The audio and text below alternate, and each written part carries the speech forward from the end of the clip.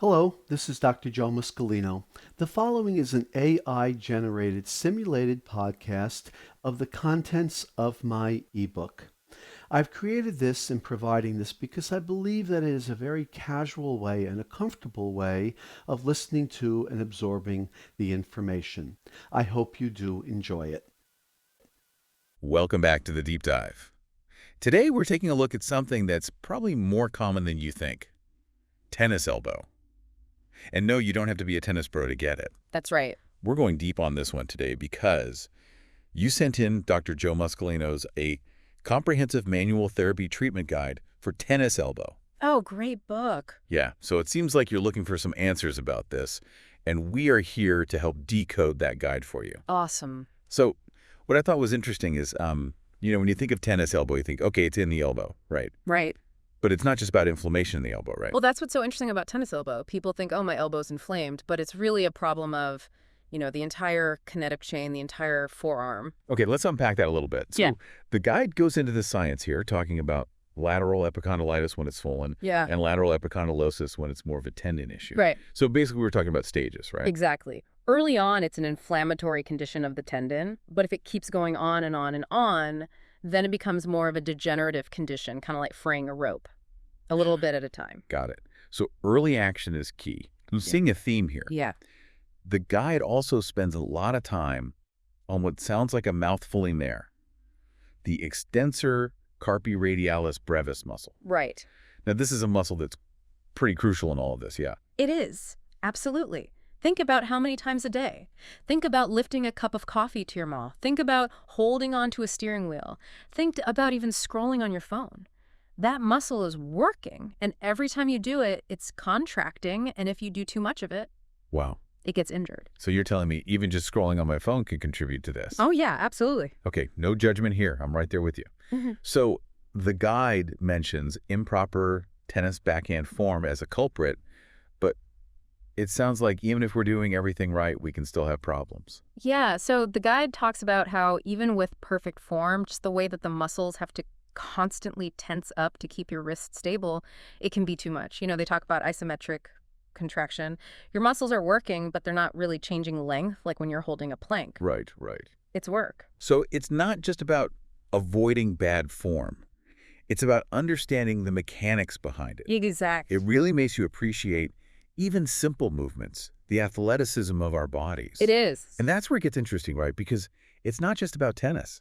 It's about all the things we do in our daily lives that put those same muscles under pressure. Right. I mean, remember Glenn, the teacher from the case study, Oh, yeah. developed tennis elbow from grading papers. Grading papers, that's it. And it's so true, right? Especially think about how much more writing and typing we're all doing these days. Oh, it's true. Our thumbs might be getting a workout, but our forearms are paying the price. Exactly. So what's the solution here? Because the guide mentions some pretty intense sounding treatments. Fascial spreading, cross fiber work. Yeah, it sounds very... Sounds like something you'd see in a superhero training montage. It does. And those techniques can be really effective, but what I appreciate about the way that Dr. Muscolino writes is that he's not like jumping straight to the extreme stuff. You know what I mean? Right, right. He's really emphasizing the power of what you can do for yourself too. Self-care. Because sometimes the simplest solutions are the best, right? Yeah, Finar. So what kind of self-care are we talking about here?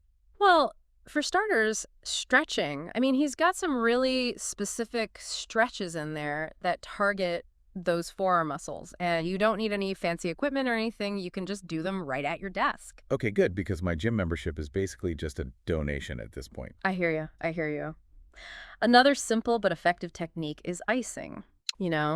Just ice. It can really help. It'll help reduce the inflammation, and it can really just take the edge off the pain. Okay, so stretching, icing, those are both things that, people have probably heard before. What about something a little more unexpected? Well, he also talks about modifying how you grip objects. It sounds simple, but it can make a big difference. Even something as basic as using a wider pen with a softer grip can really help. So it's about working smarter, not harder. It's exactly. Yeah. Exactly. Finding ways to, reduce the strain on those muscles throughout the day. Right. And that's where, the awareness comes in, right? Yeah. Once you understand what you're doing that's causing the problem, you can start to make different choices, It's like becoming a detective of your own discomfort. Yeah. Now, you mentioned earlier that the guide also goes into some of the more medical interventions like cortisone injections and even surgery. Right. That sounds a little more serious. It can be, yeah. But it's important to remember those are usually for more severe cases where the other things haven't worked. So it's not like the guide is recommending everyone run out and get surgery. No, not at all. The guide is actually very balanced. And Dr. Muscolino, he stresses that surgery really should be a last resort. Okay. And even then, he's really big on combining surgery with, a good rehab program afterwards that includes, you guessed it, lots of self-care. So no matter what, self-care is non-negotiable. It's foundational. Yeah. It's like the foundation of a healthy forearm. Yes. And it's something you can start doing today, right now, even before you even see a doctor.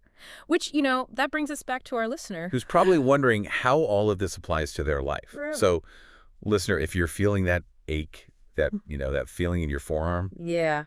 you're not alone.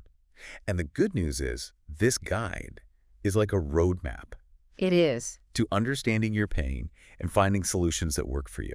And what I like about it is it really empowers you to do something about it yourself. Right. It's not just about, take a pill and the pain goes away. It's about really understanding what's causing it so you can fix it.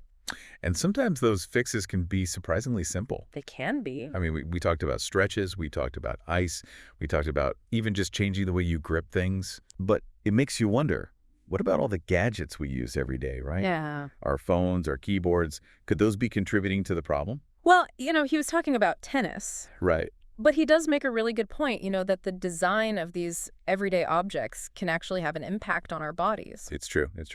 You know what this is making me think of? Those giant keyboards back in the day? Oh, yeah. Like the old IBM keyboards? Right. Could those have been good for us? Maybe. Who knows? Something to ponder. Okay. The guide doesn't really go into, ergonomic solutions or anything. Right. But it definitely makes you think It does. about how the design can make a difference. Okay, so, listener, we've got some work to do. A little homework. Yeah, a little homework. It's time to take inventory of your daily routine. Look around. Be aware. See where you might be putting extra stress on those precious forearms. Yeah, and remember, you don't have to live in a bubble, Of course not. You don't have to, stop using your phone altogether. It's really just about being mindful, making those adjustments as you can, listening to your body. Listen to your body. I love that. Right. It's about finding that balance between, staying connected to our modern lives and taking care of these amazing bodies we have. It's all connected. It really is. And on that note, it is time to wrap up this deep dive into the world of tennis elbow. We covered a lot of ground, from what's actually going on in there to some really practical tips for finding relief.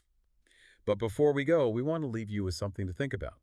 If you could redesign any everyday object to make it more forearm friendly, what would it be and why? Let us know. Until next time on the Deep Dive, keep those questions coming and those minds curious. This is Dr. Joe Muscolino again. You've just listened to the AI-generated simulated podcast of the contents located within the ebook. I hope you enjoyed listening to this podcast and you found it informational. Thank you.